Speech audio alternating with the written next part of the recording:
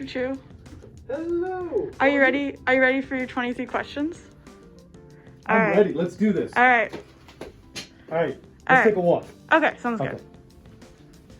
So, how did you first get into teaching?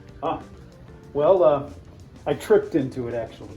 No, seriously, I was helping a friend of mine who was starting a theater program at the middle school that we both went to, and I fell in love with it. He was a music teacher at the middle school, and he had asked me if I would help him direct a show and start the program, and so it started there, and I immediately thought this is what I want to be doing, so I went to grad school, got my credentials in order so I could start teaching, and then I became a theater English teacher. When you were growing up and as a student yourself, which teacher, did you have a teacher in particular that really inspired you to work hard? And if so, why?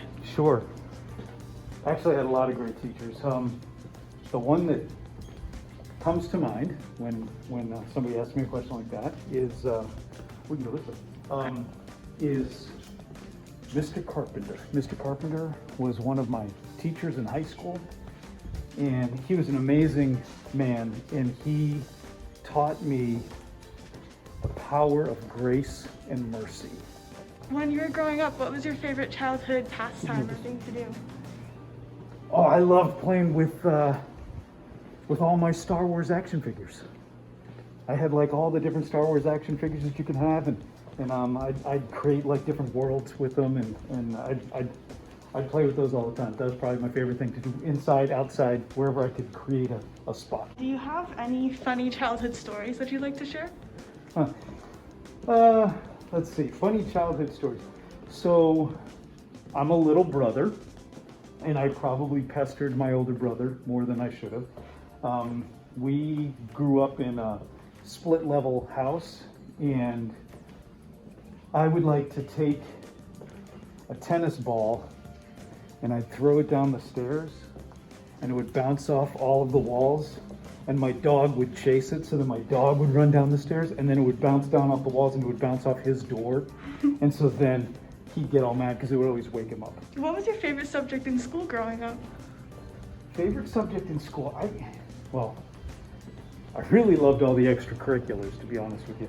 I loved school in general, but this subject would always kind of depend on my relationship with the teacher as to whether I was really enjoying that one subject more than another. What's your favorite band to listen to? I love classic rock. I love Queen, Styx, Foreigner, Journey. And then what about your favorite movie and TV show? Favorite movie of all time is It's a Wonderful Life. I love It's a Wonderful Life. TV show, I love The Wonder Years. I love MASH. I love The West Wing. And I loved Newsroom. And most recently, I totally loved WandaVision. What's your favorite musical or play? I love all of Sondheim's stuff. So I lean towards Sondheim musicals. Probably one of my favorite plays was the most recent version of To Kill a Mockingbird. I went to New York with my family and saw that, and that was amazing. Do you have any pets? And if not, what kind of pet would be your ideal pet to have? I do. I have a dog.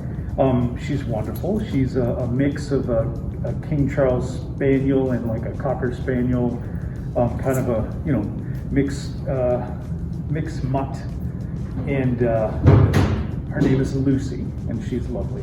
As we all know, you like to play D&D with your family, and you have a D&D group. So what is one of your favorite characters that you've created, and what race and class were they? Excellent question. So the character I'm playing right now is a psionic sorcerer who I actually don't know the race, because the character just awoke in the woods with a celestial symbol around him and had all these abilities. And I opted to not know the backstory, so I'm discovering more and more as we play. And my son's the dungeon master, and so he's created this really complex, interesting world. And then what do you like most about these D&D sessions with your family? Oh, yeah, well, it's just been fun.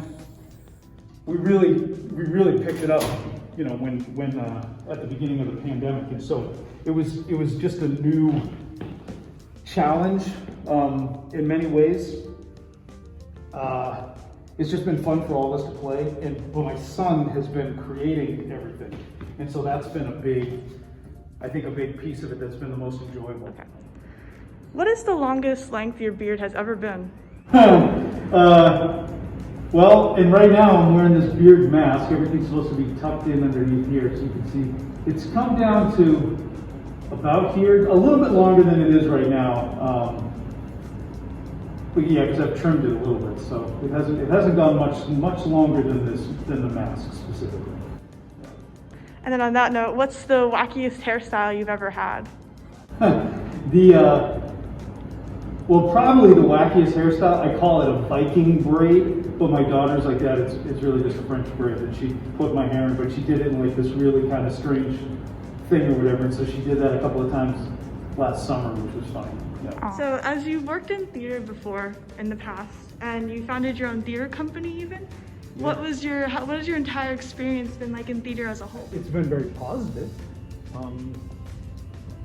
Theater is so wonderfully collaborative, and that is something that I've definitely valued in my experience. I've been able to work professionally in a lot of the different theaters in and around Boston, and I can do about 1 or 2 shows a year. I'm able to kind of manage that time-wise. Throughout my time here in the Boston area, I've been able to work with a lot of fantastic people, and that's been exciting. It's been exciting to be able to balance that, and it's a nice artistic outlet that is very rewarding. What has been your favorite memory from working in theater? Just a couple of years ago, I had an opportunity to work on a Sondheim show called Merrily We Roll Along at the Huntington Theater, and that was a really extraordinary process and show. The cool thing about the Merrily production was that we had actors from London, actors from New York, actors from California, and actors based in Boston, and so it was just a really unique environment and just a really exciting show that is not performed very often. What has been your favorite play that Stony Brook has produced? Oh, they've done a lot of great shows. I think I would say, I'm going to sound like a broken record with all the Sondheim stuff, but I think I would say their production of Into the Woods. They did that a number of years ago, and I really loved that. But you know, they even had the courage to do Urinetown, which I love, and it's a fantastic show, and they had a great time with that. And then what has been your favorite memory while you've been a principal here at Stony? Oh, there's so many. Anytime that I'm able to make somebody feel better about something, that's been very rewarding. My favorite memories really are just the relationships that I've been able to build while working here, and watching the students, seeing them eventually graduate after you met them as 6th graders. That's always incredible. How do you feel about leaving Stony Brook as a whole? Well, it's pretty bittersweet. I'm very excited to move on and to take on the responsibility of being the superintendent, and I'm really excited about working with all of the other schools. But I'll be very sad to not see the people here that I've really gotten to know well, and not to be able to see them as regularly. I'll still be working with them and I'll still be interacting with them. It'll just not be as, I just won't be able to see them as often. And then, since you're going to be superintendent at the end of this year, what project are you most looking forward to? I'm really looking forward to bringing us back to a more familiar place in terms of what does the school year look like, and I am really excited to look and see how we can examine what did work during this time frame? What technologies and strategies did we utilize that can really help us move forward?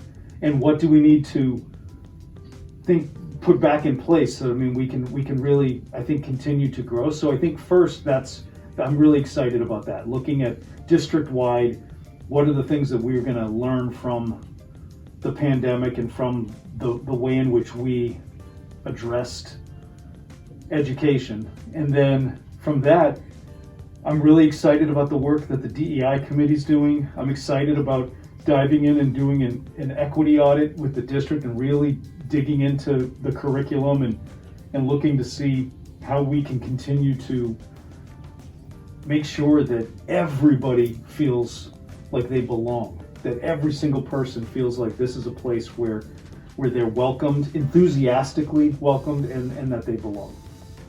All right. Thank you so much, Dr. Chu, for joining us on this 23 questions. And we wish you luck with everything in the future with being superintendent and stuff. And yeah, thank you so much for taking time out of your day to do this. Thank you. It's been my pleasure.